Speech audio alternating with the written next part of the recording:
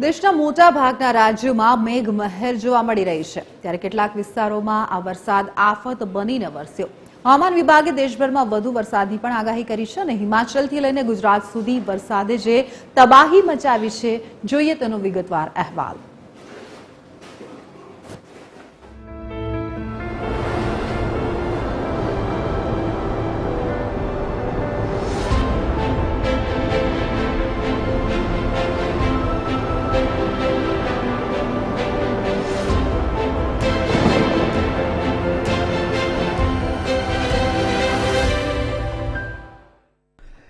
દિલ્હી સિવાય દેશના લગભગ તમામ રાજ્યોમાં વરસાદ પડી રહ્યો છે।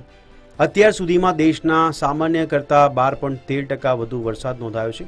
26 જૂન સુધીમાં દેશમાં સરેરાશ 134.3 મીમી વરસાદ થવો જોઈતો હતો, પરંતુ વાસ્તવિકતામાં તે 146.6 mm થયો છે, જે ચોમાસાની મજબૂત શરૂઆત દર્શાવે છે।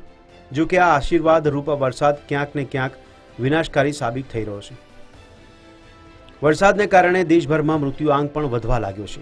હિમાચલ પ્રદેશના કુલ્લુ જિલ્લામાં વાદળ ફાટવાની ઘટનાઓમાં અત્યાર સુધીમાં 5 લોકોના મોત થયા છે, જ્યારે 7થી વધુ લોકો ગુમ છે।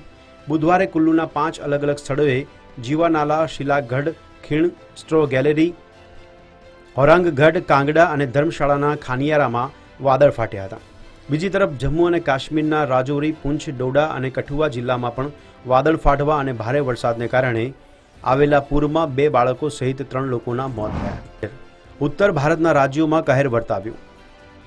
હિમાચલ પ્રદેશના કુલ્લુ જિલ્લામાં વાદળ ફાટવાની ઘટના। આ ઘટનાઓમાં 5 લોકોના મોત, હજુ પણ 7થી વધુ લોકો ગુમ। કુલ્લુના 5 અલગ અલગ સ્થળોએ વાદળ ફાટ્યા। જમ્મુ અને કાશ્મીરના રાજૌરી, પૂંછ અને ડોડા તથા કઠુઆમાં પણ આફત। ભારે વરસાદને કારણે આવેલા પૂરમાં 2 બાળકો સહિત 3 લોકોના મોત। ઉત્તરાખંડમાં ભારે વરસાદે મુશ્કેલીઓ વધારી છે।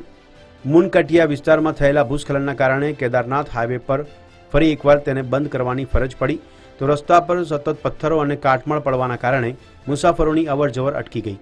એસડીઆરએફ અને એનડીઆરએફની ટીમો ઘટનાસ્થળે હાજર છે અને જંગલમાં વૈકલ્પિક માર્ગો દ્વારા ફસાયેલા મુસાફરોને સુરક્ષિત રીતે બહાર કાઢી રહી છે। હવામાન વિભાગના જણાવ્યા અનુસાર આજે પણ દેશના મોટાભાગના રાજ્યોમાં વરસાદની આગાહી કરવામાં આવી હતી।